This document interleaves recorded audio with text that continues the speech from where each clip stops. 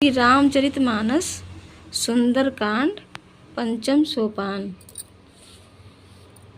मात मोहि दीजे कछु चीना, जैसे रघुनायक मोहि दीना। चूड़ा मन उतारि तब दयऊँ, हरष समेत पवन सुत लयऊँ।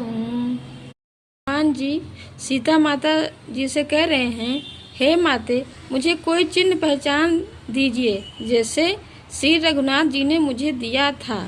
तब सीता जी ने चूड़ा अपना मतलब कंगन हाथ का निकाल कर उतार कर हनुमान जी को उन्होंने हर्षपूर्वक मतलब खुशी से दे दिया। कहु तात असि मोर प्रणामा, सब प्रकार प्रभु पूरन कामा। दीन दयाल बिरुद संभारी, हरऊ नाथ मम संकट भारी।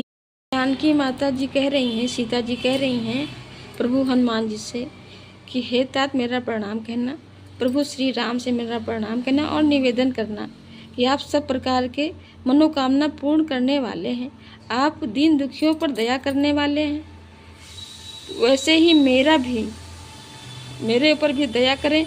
और मैं उनको याद कर रही हूँ, मेरी सारी संकट को दूर कीजिए। तात शक्र सुति कथा सुनायो, बान प्रताप प्रभु समुझायो। मास दिवस महु नाथ न आवा, तो पुन मोहि जियति नहीं पावा। हे तात, इंद्रपुत्र जयंत की कथा घटना सुनाना और प्रभु को उनके बाण का प्रताप समझाना, स्मरण कराना। यदि महीने भर में नाथ न आए तो फिर मुझे जीवित नहीं पाएंगे। ये माता सीता जी कह रही हैं हनुमान जी से। कहु कपि केहि विधि राखौ प्राणा, तुमहु ताति कहति अब जाना। तो ही देख शीतल भई छाती, पुनि मोह को सोई दिन सो रात। तात कहो मैं किस प्रकार प्राण रखूं। हे तात, तुम भी अब जाने को कह रहे हो। तुमको देखकर मुझे ठंडक मिला था, मेरी छाती ठंडी हुई थी। फिर मुझे वही दिन और वही रात देखने को मिलेगा।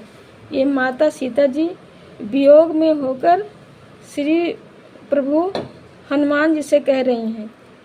कितना दुख की बात है जब माता जी ने ये बात कहा होगा।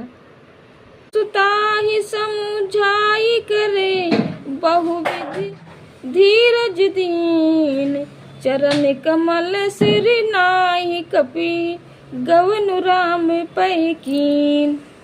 जी ने सीता जी को समझा बुझाकर बहुत ही प्रकार से उन धीरज दिलाया और माता सीता जी के चरण कमलों में सिर नवाकर श्री राम जी के पास चले गए।